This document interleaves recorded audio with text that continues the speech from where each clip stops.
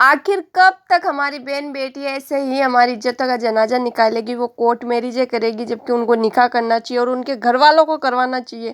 پر وہ گھر والے کیوں نہیں کروا رہے؟ کیونکہ وہ دوسری برادری کا ہے، ہم شیخ ہے وہ پٹھان ہے تو ہم یہ نکاح نہیں کروا سکتے، اس لیے ہمارے گھر والے نکاح نہیں کرواتے ہیں اور اس گمراہی میں پڑے ہیں کہ برادری میں ہی نکاح ہوتی ہے، باہر تو نکاح ہوتی ہی نہیں ہے، اور اگر کوئی کر بھی لے تو اس کو اتنی گندی نظر سے دیکھیں گے یہ قوم والے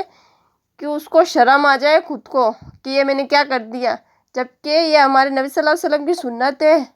برادریاں نہیں دیکھنی چاہیے ہمیں، نکاح کے لیے تقویٰ اور اخلاق دیکھنے چاہیے، پر ہم نے کیا بنا دیا ہے؟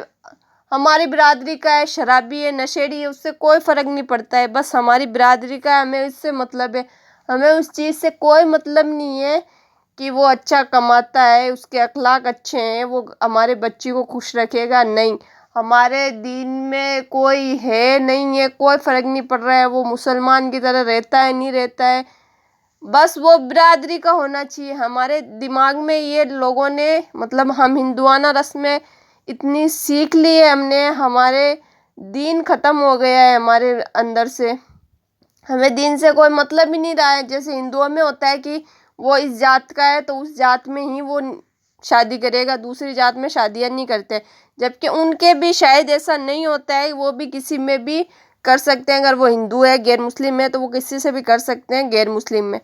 پر میں ان کی بات نہیں کر رہی ہوں، مجھے ان سے مطلب بھی نہیں ہے، مجھے میرے قوم والوں سے مطلب ہے۔ ہم مسلمان ہو کے ہم ایسا کام کر رہے ہیں کہ ہمیں برادریاں ڈھونڈنی پڑ رہی ہے کہ ہم برادری میں ہی شادیاں کریں گے،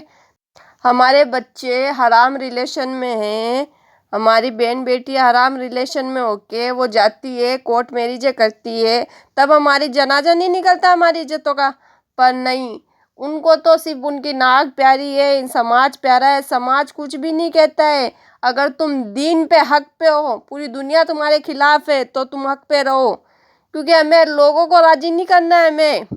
ہمیں اپنے اللہ کو راضی کرنا ہے، ہمارے اللہ کیا کہتے ہیں ہمیں اس پہ دیکھنا ہے۔